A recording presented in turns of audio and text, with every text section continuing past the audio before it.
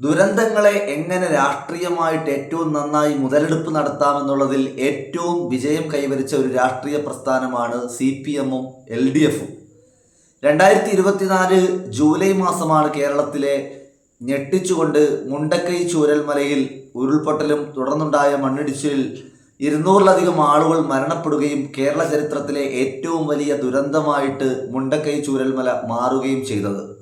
2024 കഴിഞ്ഞ് 2025 കഴിഞ്ഞ് 2026 എത്തുമ്പോൾ 750 കോടി രൂപയാണ് അന്ന് കേരള സർക്കാരിൻ്റെ മുഖ്യമന്ത്രിയുടെ ദുരിതാശ്വാസ ഫണ്ടിലേക്ക് മുണ്ടക്കൈ ചൂരൽമല ദുരന്തബാധിതരെ സഹായിക്കുന്നതിന് വേണ്ടിയിട്ട് കേരളത്തിലെയും ഇന്ത്യ രാജ്യത്തെയും വിവിധങ്ങളായിട്ടുള്ള ജനങ്ങളും അതോടൊപ്പം തന്നെ സംസ്ഥാന സർക്കാരുകളും വിദേശത്തുള്ളവരും നമ്മുടെ നാട്ടിലെ സാധാരണക്കാരായിട്ടുള്ള പ്രവാസികളും കേരളത്തിലെ സാധാരണ മനുഷ്യരെല്ലാവരും ഒറ്റക്കെട്ടായി ഒരു കൈയോടെ ഒരു മെയ്യോടെ ഇഴുകിച്ചേർന്നപ്പോൾ 750 കോടി രൂപയാണ് അന്ന് കേരളത്തിൻ്റെ മുഖ്യമന്ത്രിയുടെ ദുരിതാശ്വാസ ഫണ്ടിലേക്ക് ഒഴുകിയെത്തിയത്.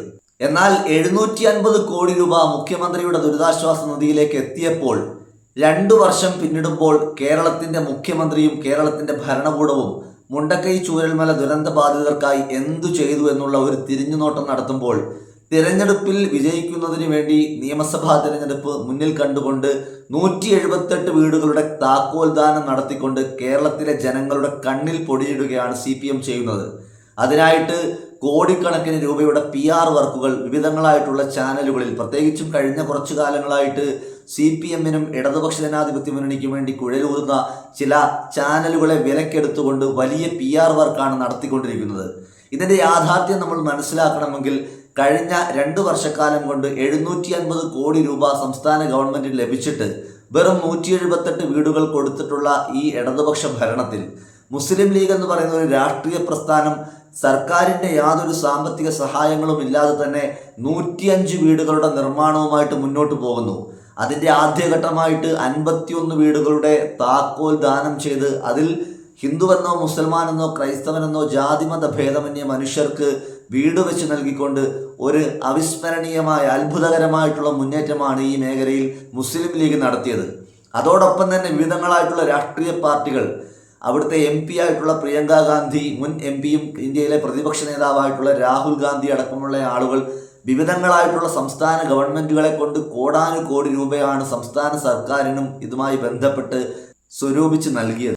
ഏറ്റവും ഒടുവിലായിട്ട് ഇവരുടെ രാഷ്ട്രീയ നാടകത്തിലെ ഏറ്റവും പുതിയ അധ്യായമായി മാറിയിരിക്കുകയാണ് കൽപ്പറ്റ MLA ശ്രീ T സിദ്ദീഖിനെ ആ ചടങ്ങിലേക്ക്, മുണ്ടക്കൈ ചൂരൽമല ദുരന്ത ബാധിതർക്കായിട്ടുള്ള 1ാം ഘട്ട കേരള സർക്കാരിൻ്റെ ഭവന പദ്ധതിയുടെ താക്കോൽദാന ചടങ്ങിലേക്ക് വിളിച്ചു വരുത്തുകയും സ്ഥലം MLA എന്ന നിലയിൽ T സിദ്ദീഖ് ആ ക്ഷണം സ്വീകരിക്കുകയും അവിടെ പോവുകയുമാണ് ചെയ്തത്. എന്നാൽ മുണ്ടക്കൈയിലെയോ അല്ലെങ്കിൽ വയനാട്ടിലെയോ ആ പ്രദേശത്തു നിന്നുള്ളവരോ ആ ജില്ലയിൽ നിന്നുള്ളവരോ അല്ല അവിടെ കൂടുതലും പങ്കെടുത്തത്. കേരള സംസ്ഥാനത്തുടനീളമുള്ള അന്തം കമ്മികൾ അവിടെ തമ്പടിക്കുകയും T സിദ്ദീഖ് പ്രസംഗിക്കാനായി എഴുന്നേറ്റപ്പോൾ മുതൽ ശുനകപുത്രന്മാരെ പോലെ ആർത്തിരമ്പിക്കൊണ്ട് കൂവിയിടുന്ന രംഗമാണ് കേരള ചരിത്രത്തിൽ വലിയൊരു നാണക്കേട്. സാംസ്കാരിക സമ്പന്നരായിട്ടുള്ള കേരളത്തിലെ ജനങ്ങൾ, അതും 228 പേർ മരണപ്പെട്ടിട്ടുള്ള മനുഷ്യരുടെ ആ കുരുതിക്കളമായി മാറിയ മുണ്ടക്കൈ ചൂരൽമല എന്ന പ്രദേശത്ത് അവിടെ എത്ര പരിപാവനമായിട്ടുള്ള ആ മനുഷ്യരുടെ എല്ലാം ആത്മാക്കൾ ഒരു വേളയെങ്കിലും സന്തോഷിക്കുന്ന, അല്ലെങ്കിൽ അവരുടെ പിന്നീടുള്ള തലമുറയ്ക്ക് തലചായ്ക്കാൻ ഒരിടം, അതും കേരളത്തിലെ ജനങ്ങൾ കൈമൈ മറന്നുകൊണ്ട് കക്ഷി രാഷ്ട്രീയത്തിന് അതീതമായി ചേർന്ന് നിന്നുകൊണ്ട് നൽകിയിട്ടുള്ള പണത്തിൽ വീട് നിർമ്മിക്കുന്ന ആ ഒരു പരിപാടിയിൽ T സിദ്ദീഖ് എന്ന് പറയുന്ന പ്രാദേശിക MLA, അതും വെറും ഒരു MLA അല്ല, അദ്ദേഹം T സിദ്ദീഖിൻ്റെ പ്രവർത്തനങ്ങളെ നമുക്കറിയാം. ആ ഒരു ദുരന്ത സമയത്ത് നമ്മൾ TV ചാനലുകൾ മുഴുവൻ വെക്കുമ്പോഴും അവിടെയെല്ലാം ഓടിയെത്തുന്ന, രാത്രി 1 മണിക്കും 2 മണിക്കും എല്ലാം നമ്മൾ TV ചാനലുകളിൽ ലൈവ് കാണുമ്പോൾ അവിടെയെല്ലാം ഒരു റെയിൻകോട്ടും ധരിച്ചുകൊണ്ട് മേൽ മുഴുവൻ ചെളിയും തെറിപ്പിച്ചുകൊണ്ട് ഒരു MLA അവിടെ നിന്ന് പ്രവർത്തിക്കുന്നുണ്ടായിരുന്നു. T സിദ്ദീഖ് എന്ന് പറയുന്ന മനുഷ്യൻ ആ മനുഷ്യരുടെ മനസ്സുകളിലേക്ക് കയറിപ്പറ്റിയ ഏറ്റവും നല്ല ഒരു മുഹൂർത്തം കൂടിയായിരുന്നു അത്. കാരണം ഒരു ജനപ്രതിനിധി ജനങ്ങൾക്ക് പ്രയാസങ്ങളും പ്രതിസന്ധികളും ഉണ്ടാകുമ്പോൾ അവിടെ ഓടിയെത്തി ആ മനുഷ്യർക്ക് സാന്ത്വനമേകിക്കൊണ്ട് ജനങ്ങളോടൊപ്പം ചേർന്നു നിന്ന് പ്രവർത്തിക്കുന്ന നല്ലൊരു കാഴ്ചയാണ് അവിടെ കണ്ടത്. തീർച്ചയായിട്ടും അവിടെയുള്ള മാർക്സിസ്റ്റ് പാർട്ടിയുടെ ആണെങ്കിലും BJP യുടെ ആണെങ്കിലും കോൺഗ്രസിൻ്റെ ആണെങ്കിലും ഇതര രാഷ്ട്രീയ പ്രസ്ഥാനങ്ങളുടെ എല്ലാം തന്നെ പ്രവർത്തകരാണെങ്കിലും അവരുടെ അനുഭാവികളാണെങ്കിലും ഒക്കെ തന്നെ ടി സിദ്ദീഖിന്റെ ഈ ഒരു പ്രവർത്തനം ഏറ്റവും നല്ലൊരു പ്രവർത്തനമായിട്ട് തന്നെ അംഗീകരിക്കുന്ന ഒരു കാഴ്ചയാണ് പ്രത്യേകിച്ച് നമുക്ക് കാണുവാൻ സാധിച്ചത്.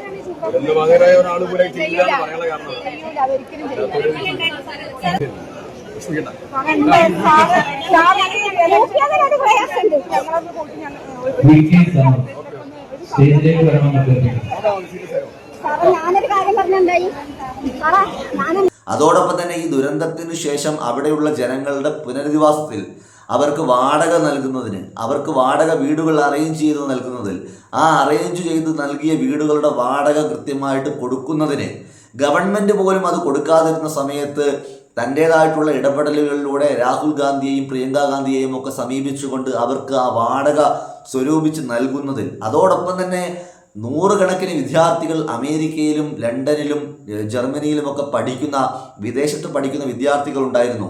അവരുടെ പഠനം പൂർണ്ണമായിട്ടും മുടങ്ങും എന്നൊരു സാഹചര്യത്തിൽ ശ്രീ ടി സിദ്ദീഖ് എന്ന് പറയുന്ന ആ കൽപ്പറ്റയുടെ MLA നിരന്തരം അത്തരത്തിൽ വിദേശ സർവകലാശാലകളുമായി ബന്ധപ്പെടുകയും അവർക്ക് ആവശ്യമായിട്ടുള്ള മുഴുവൻ ഫീസും അടച്ച് 100-ലധികം വരുന്ന വിദ്യാർത്ഥികൾക്ക് എത്ര കോടി രൂപ അതിനാവശ്യമുണ്ടെന്ന് നമ്മൾ മനസ്സിലാക്കണം.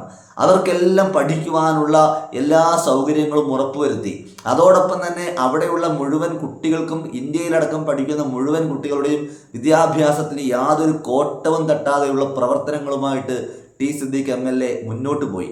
അങ്ങനെയുള്ള ഒരു MLAയെ സർക്കാരിൻ്റെ ഔദ്യോഗികമായിട്ടൊരു പരിപാടിയിൽ സംസാരിക്കുവാനായി ക്ഷണിക്കുമ്പോൾ പ്രത്യേകിച്ച് നമ്മൾ മനസ്സിലാക്കണം, ഏതെങ്കിലും ഒരു രാഷ്ട്രീയ പാർട്ടിയുടെയോ ഏതെങ്കിലും ഒരു പ്രത്യേക വിഭാഗത്തിൻ്റെയോ പരിപാടിയല്ല, സർക്കാരിൻ്റെ ഔദ്യോഗിക പരിപാടിയിലേക്ക് സ്ഥലം MLAയെ വിളിക്കുമ്പോൾ സ്വാഭാവികമായിട്ടും അവിടെ കൂടുന്ന മറ്റു ജില്ലകളിൽ വന്നിട്ടുള്ള രാഷ്ട്രീയ തിമിരം ബാധിച്ച കുറേ ആളുകൾ ശുനകപുത്രന്മാരെ പോലെ കൂകി വിളിച്ചുകൊണ്ട് നാണം കെടുത്തുന്ന ഒരു കാഴ്ച.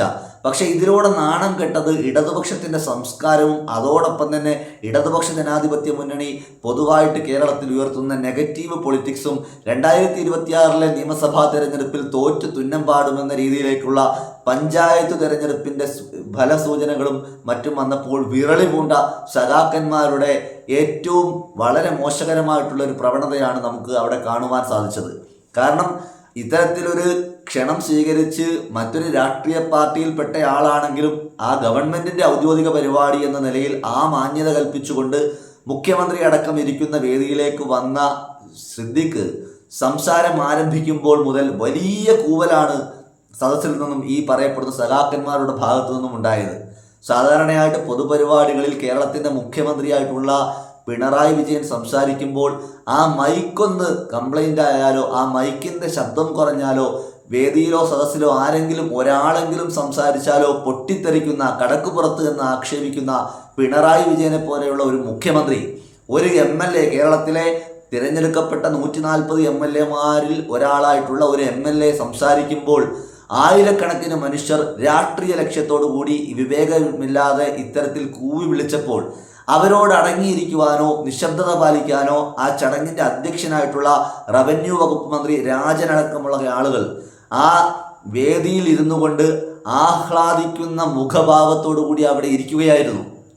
സിദ്ദീഖിനെ കൂവുമ്പോൾ അവർ മനസ്സുകൊണ്ട് വലിയ രീതിയിൽ ആഹ്ലാദം പങ്കിടുകയായിരുന്നു. പിണറായി വിജയൻ്റെ മുഖഭാവം കാണുമ്പോൾ തന്നെ നമുക്ക് കൃത്യമായി മനസ്സിലാക്കാൻ സാധിക്കും, ആ ഭരണപക്ഷത്തിനെതിരെ നിരന്തരം നിയമസഭയിൽ ശബ്ദമുയർത്തുന്ന സിദ്ദീഖ് എന്ന് പറയുന്ന ഒരു MLAയെ ഇത്തരത്തിൽ കൂവി വിളിച്ച് ആക്ഷേപിക്കുന്ന ഇടതുപക്ഷത്തിൻ്റെ സാംസ്കാരിക രഹിതമായിട്ടുള്ളൊരു നടപടിയാണ് മുണ്ടക്കൈ ചൂരൽമലയിൽ ഉണ്ടായത്. 750 കോടി രൂപ കയ്യിൽ കിട്ടിയിട്ടും അത് പോക്കറ്റിലിട്ട് 2 വർഷം കഴിഞ്ഞിട്ട് തെരഞ്ഞെടുപ്പിന് വേണ്ടിയിട്ടുള്ള നാടകമാടാൻ വേണ്ടി വരുമ്പോൾ നിങ്ങൾ കഴിഞ്ഞ കാലങ്ങളിൽ അവിടെ ഭവനരഹിതരായിട്ടുള്ള ആയിരക്കണക്കിന് മനുഷ്യർ, ആ 3 വാർഡുകളിൽപ്പെട്ട നിരവധിയായിട്ടുള്ള മനുഷ്യർ, അവർക്ക് ഇനിയും ഒന്നും ലഭിക്കാത്ത എത്രയോ മനുഷ്യരുണ്ട്. അവിടെയാണ് കോൺഗ്രസ് പാർട്ടി കഴിഞ്ഞ ദിവസം രാഹുൽ ഗാന്ധിയും പ്രിയങ്ക ഗാന്ധിയും നേരിട്ടെത്തിക്കൊണ്ട് അവിടെ വലിയ കെട്ടിടങ്ങൾ വാടകയ്ക്കൊക്കെ നൽകിയിരുന്ന ആളുകളുണ്ട്. അവർക്ക് 40 പേർക്ക് 5 ലക്ഷം രൂപ നൽകി. ഇതിനു മുൻപ് കോൺഗ്രസ് പാർട്ടി നിരവധി തവണ അവർക്ക് ധനസഹായങ്ങൾ 15 ലക്ഷം രൂപ വരെ കൊടുക്കുന്ന ധനസഹായങ്ങൾ കൊടുത്തു. മുസ്ലിം ലീഗിൻ്റെ ഒരു സാമ്പത്തിക സഹായം എന്ന് പറഞ്ഞാൽ സമാനതകളില്ലാത്ത സഹായം. 51 വീടുകൾ അവർ പൂർത്തിയാക്കി നൽകി. 100 കണക്കിന് മനുഷ്യർക്ക് ഓട്ടോയും ലോറിയും മറ്റ് വാഹനങ്ങളും അവർക്ക് ആവശ്യമായിട്ടുള്ള ജീവിതോപാധികൾ കണ്ടെത്തി കൊടുക്കുന്നതിൽ മുസ്ലിം ലീഗ് വലിയ പങ്കുവഹിച്ചു. ഇത്തരത്തിൽ ജനകീയമായ പ്രവർത്തനങ്ങളുമായിട്ട് പോകുന്ന രാഷ്ട്രീയ പ്രസ്ഥാനങ്ങളെ ജനങ്ങളുടെ മുന്നിൽ ഇകഴ്ത്തി കാട്ടുന്നതിന് വേണ്ടി നടത്തിയിട്ടുള്ള ഈ ഒരു പ്രവർത്തനം തീർച്ചയായിട്ടും സാംസ്കാരിക ശൂന്യതയും ഏറ്റവും ഒടുവിലായിട്ട് CPM എത്തിച്ചേർന്നിട്ടുള്ള ജാള്യതയും അതോടൊപ്പം തന്നെ കഴിഞ്ഞ ദിവസങ്ങളിൽ കണ്ണൂർ റെയിൽവേ സ്റ്റേഷനിൽ വെച്ച് കാട്ടിക്കൂട്ടിയ നമ്മുടെ വീണ ജോർജ് ആരോഗ്യ വകുപ്പ് മന്ത്രി കാട്ടിക്കൂട്ടിയതുപോലെയുള്ള കാട്ടിക്കൂട്ടലുകളും നിയമസഭാ തെരഞ്ഞെടുപ്പിന് മുന്നോടിയായിട്ട് വിഷയങ്ങൾ മാറ്റാനും ജനോപകാര പ്രവർത്തനങ്ങളുമായിട്ട് മുന്നോട്ട് പോകുന്ന ഒരു ഗവൺമെൻറ് എന്ന ഒരു മേനി നടിക്കാനുമുള്ള പരിശ്രമങ്ങളുമായിട്ട് മുന്നോട്ട് പോകുമ്പോൾ തീർച്ചയായിട്ടും ഇതൊരു വിവേകരഹിതമായ നടപടിയായി പോയി എന്ന് മാത്രം പറയുന്നു. Thank you.